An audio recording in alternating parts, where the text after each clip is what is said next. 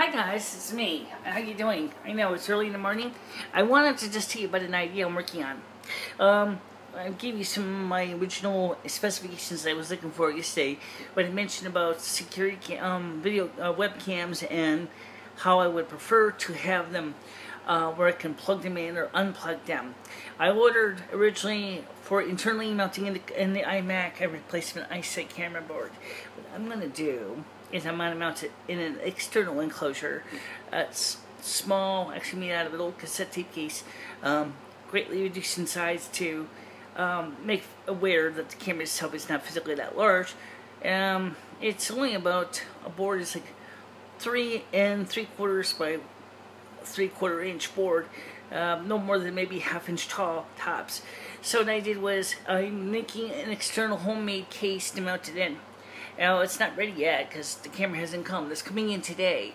I'm going to be working on making an awesome arrangement where I can take this camera, I'm going to put a standard USB connector on it, plug it into any of my Macs that have the proper webcam driver for the USB iSight, and it should work fine. Only problem is the original bus that the camera was using was 480 megabits per second instead of the standard slower speed buses, which most of my Macs have, which is 12 megabits per second. My Mac G5 may have the 480. I don't know yet. I'm gonna have to look at it. Obviously, I got my cat here. Hi. And of course, I'm here, and you can see that. I couldn't really sleep, so I figured I might as well do something useful. So I was upstairs in my kitchen just puttering around with some little pieces of plastic and computer cases or cassette tape cases, and I kind of came up with a nice little simple project that almost anybody who is savvy with a soldering iron couldn't do, and it's not really hard to do. Of course, I will admit I'll show you the finished setup as soon as I get the camera gears mounted inside.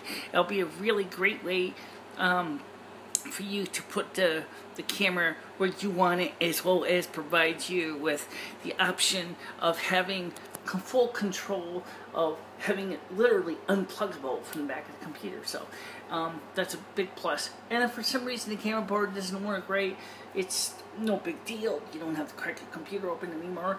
You just go ahead and just pop open the little case and take out the board and put a new board in, if that's what you want to do. So that's the project for the going on. Now, let's talk about something else while we're at it. First of all, I'm using the front-facing camera only because, well, I wanted to show you more than me, but I haven't got the camera done yet. So I'll get that done and we'll work on it. At the time in the morning right now, it is about 5:10 a.m. So I really didn't get much sleep. I woke up about midnight.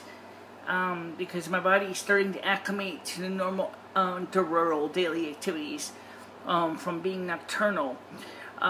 So we're going to be planning ahead. I checked the weather forecast today too. It's for the next few days. It's going to be cooler. This is good. As I mentioned yesterday, I don't know why FEMA is saying we should buy our supplies by September 15th. Why? You guys offering us a sale? So I don't know what they're planning. I really don't know, and I can't tell you because I have no clue. But to give us a deadline of September 15th tells me that they're thinking something big. Everybody who's been aware of what's going on in the world has been trying our best to prepare. I did not get a chance to mention to you a few things, and I found out.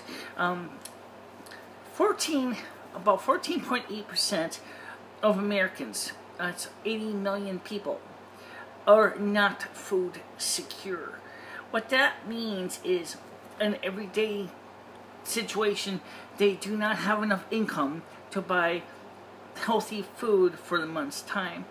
This is up quite a bit since the fallout of 2008, 2009 in the economy, and at one time it was less than that. But still, it went up from 11% in 2008. So it's not good.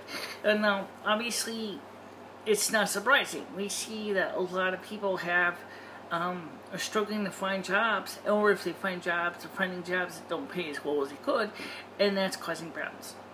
I also wanted to apologize for the fact that the pictures I upload with Google Capture sometimes look too red and too contrasty. That's their software. That's not me.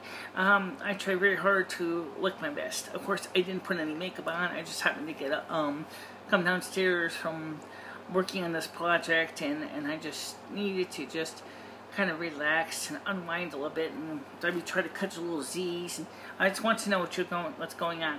So I'm going to be showing you a video probably today. We're going to be comparing the cameras. And now, what about I mentioned in the video how I'd like to be able to turn the microphone off? Well, yeah, that's still a concern. However, there's ways to do it, but I'm going to do something better. I'm thinking about moving the microphone into the camera hole because of the fact that, number one, there's no reason why we shouldn't. The camera hole is certainly big enough for, it's about 8 millimeters in size. It's a large enough hole that you could easily mount something in there.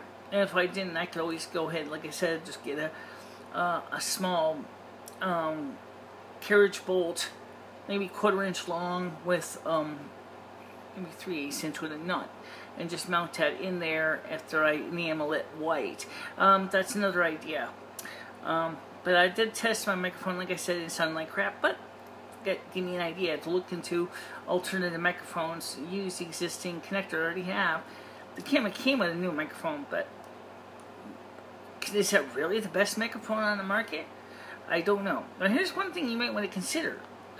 If you have a microphone mounted in a computer, the first problem you're going to run into has to do with, unless it's got a really good directional mount or shock mount, it's going to pick up the noise of the machine's internals, and that's not cool.